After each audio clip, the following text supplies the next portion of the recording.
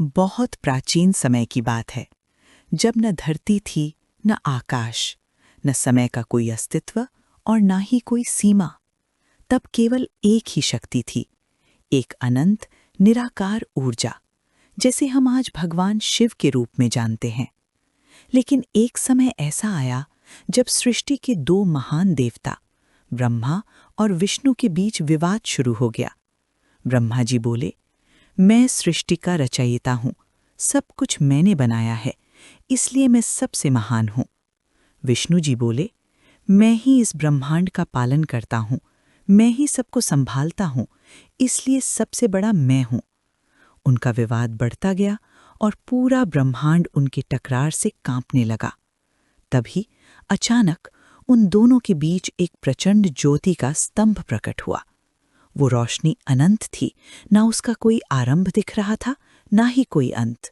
वो आकाश के पार तक जा रही थी और नीचे पाताल से भी परे। दोनों देवता चकित रह गए। तब विष्णु जी बोले, जो इस स्तंभ का अंत या आरंभ ढूंढ लेगा, वही सबसे महान होगा।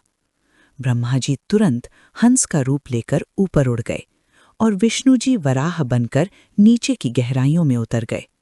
समय बीतता गया, हजारों साल बीत गए, लेकिन न ब्रह्मा को शिखर मिला और न विष्णु को उसका आरंभ। अंत में विष्णु जी लौट आए और विनम्रता से बोले, ये शक्ति हमसे परे है, मैं इसका अंत नहीं ढूंढ सका।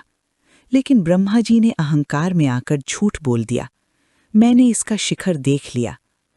तभी उस अनंत ज्योति से एक घोर ध्वनि हुई और उस रोशनी के बीच से भगवान शिव प्रकट हुए। उनका रूप तेज से भरपूर था, पूरा ब्रह्मांड उनकी दिव्य शक्ति से प्रकाशित हो गया। शिव ने कहा, मैं ही वो अनंत शक्ति हूँ, जिसका ना कोई आरंभ है, ना ही अंत। मैं ही सृष्टि का जन्म हूँ, मैं ही उसका पालन हूँ और मैं ही उसका विनाश हूँ। विष्णु जी ने तुरंत प्रणाम किया और सत्य को स्वीकार किया। लेकिन ब्रह्मा जी के झूठ से शिव प्रसन्न नहीं हुए। उन्होंने श्राप दिया, पृथ्वी पर तुम्हारी पूजा बहुत कम होगी। और तब से वो अनंत ज्योति शिवलिंग के रूप में पूजी जाने लगी। इस घटना को हम लिंगोद्भवा कहते हैं।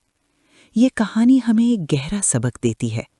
अहंकार हमें अंधा बना देता है और विनम्रता हमें सत्य के करीब ले जाती है। जब हम अपने अंदर की शांति को महसूस करते हैं, तब हमें महादेव का अनंत रूप दिखता है। हर हर महादेव।